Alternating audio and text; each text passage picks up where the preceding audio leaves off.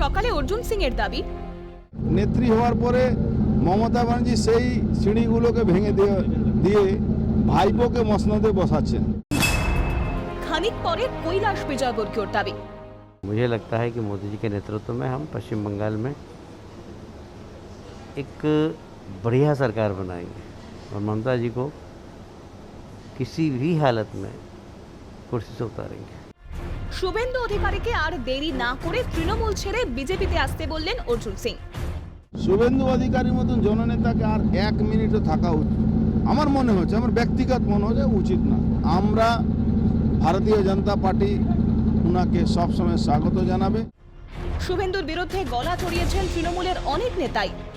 সমস্ত জায়গায় আগে বলতে যদি বলে মমতা বন্দ্যোপাধ্যায় তার নেত্রী, এই দলে থাকবে, এই দলেই থাকবে আগামী দিনে, তবে সমস্ত রকমের নিঃসন্দেহে সাহায্য সহানুভূতি থাকবে।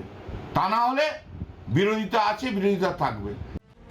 সেসব প্রসঙ্গ তুলে বিজেপি নেত্রী লকেট চট্টোপাধ্যায় বলেন, শুভেন্দু অধিকারী তিনি ডিসিশন নেবেন যে তিনি কি করবেন। এতদিন ধরে তৃণমূলের যারা সিনিয়র নেতা ছিল তারা কাজ করতো, হঠাৎ করে বাইরের বহিরাগতরা এসে স্ট্র্যাটেজি ঠিক করছেন কোন নেতা থাকবে আর কোন নেতা যাবে, তো ন্যাচারালি নিজেদের মধ্যে তো গোষ্ঠীদ্বন্দ্ব লাগবেই। লকেটরা শুভেন্দুকে দলে স্বাগত করতেই শুধু প্রস্তুত নন, তারা উস্কে দিচ্ছেন তৃণমূলের অন্দরে থাকা পিকে ক্ষোভটাকেও।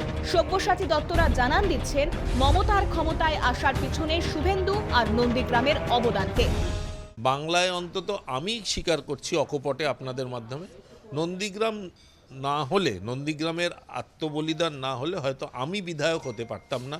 অন্যরা সেটা স্বীকার করেন কিনা আমি জানি না। নন্দীগ্রামের আন্দোলন শুভেন্দুকে বাদ দিয়ে, শিশির জেঠুকে বাদ দিয়ে চিন্তা করা যায় না।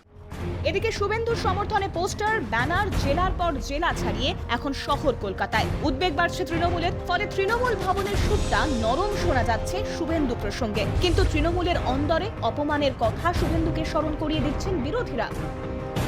শুভেন্দু কি করবেন ভবিষ্যতে বলবে, কিন্তু জল্পনা জিইয়ে রেখে তৃণমূলকে যেন নাকানি জোবানি খাওয়াচ্ছেন শুভেন্দু অধিকারী। নিজেকে তুলে নিয়ে যাচ্ছেন দলনেত্রীর সমান্তরাল উচ্চতায়, কার্যত যেন সত্যি দুঃসময় তৃণমূলের। Bureau report, Calcutta television network.